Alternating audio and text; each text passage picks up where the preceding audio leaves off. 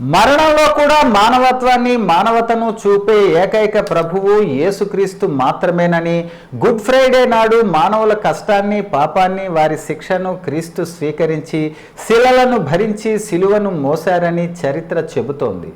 క్రీస్తును సిలువ చేసిన రోజును గుడ్ ఫ్రైడేగా జరుపుకోవటం ఆనవాయితీగా వస్తోంది. శ్రీకాకుళం జిల్లా వ్యాప్తంగా ఉన్న చర్చిల్లో తెల్లవారుజాము నుంచి ప్రత్యేక ప్రార్థనలు, ర్యాలీలు, ఊరేగింపులు, సిలువను మోసే కార్యక్రమాలు క్రైస్తవ సోదరులు పెద్ద ఎత్తున చేపట్టారు. ఈ సందర్భంగా క్రైస్తవ సోదరుల ప్రార్థనలు ఫలించి భక్తి భావాలతో వారి హృదయాలు నిండాలని, పుణ్యమూర్తులు సూచించిన జాలి, కృప, దయ, ప్రేమ ప్రతి మానవులు కలిగి ఉండాలన్న అన్ని మతాల సారాంశం తెలుసుకుని సత్ప్రవర్తన కలిగి ఉండాలని Telugu Baptist church father Mariya Das అన్నారు. క్రీస్తు ప్రాణత్యాగం చేసిన రోజును గుడ్ ఫ్రైడేగా జరుపుకోవటం ఆనవాయితీగా వస్తోంది. జనహితం కలిగించే శుభకరమైన శుక్రవారం ఇదని చెప్పవచ్చు.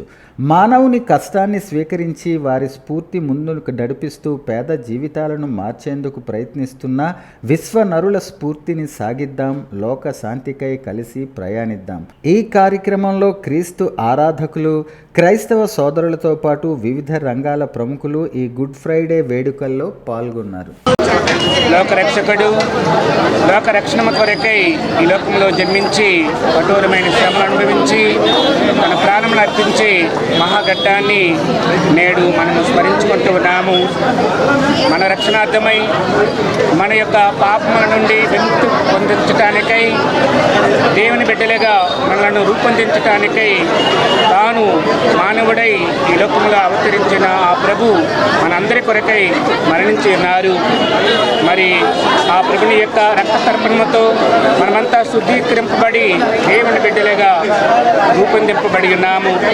మరి ఆ మహా మనిషి యొక్క రక్త తర్పణమే మన రక్షణకు నాంది అన్న విషయాన్ని మరొకసారి స్మరించుకుంటూ ఆ ప్రభు దయచేసిన శాంతి సమాధానము ప్రపంచంలో ప్రతి ఒక్కరికి కూడా లభించాలని, ఆ ప్రభు ఈ లోకానికి తీసుకుని వచ్చిన ఆ రక్షణ ప్రతి ఒక్కరికి అందించబడాలని మనసారా కోరుకుంటూ ఈ యొక్క శుక్రవార శుభాకాంక్షలు ప్రతి ఒక్కరికి కూడా అందిస్తూ ఉన్నాము.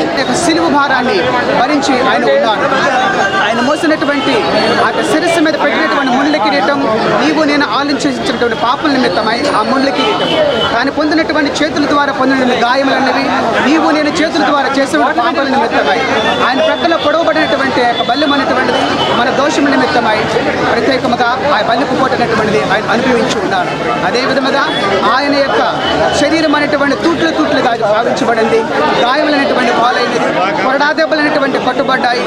ఇవన్నీ కూడా నీవు నేను చేసిన ప్రతి పాపమునికి కూడా గుర్తుగా నీవు నేను మోయలేనటువంటి వాటి భారం అంతటి కూడా ఆయనే తన మీద వేసుకొని వాటిని భరించి రక్షణ ఫలాన్ని, రక్షణ త్యాగాన్ని, రక్షణ ఫలితాన్ని ఇచ్చినటువంటి ఆ నజరేయుడైన యేసు యొక్క శ్రమలను ధ్యానించుకున్నటువంటి సందర్భాన్ని క్రైస్తవులమైనటువంటి ప్రపంచమంతా కూడా కలిసి ఆయన పడినటువంటి పాటులను 14 స్థలాలుగా 14 పరలోకానికి మెట్టులుగా ధ్యానించుకున్నటువంటి ఈ యొక్క ధ్యానమే ఈ యొక్క యాత్రనే సిలువ యాత్ర కొనియాడుతూ ఉన్నాం.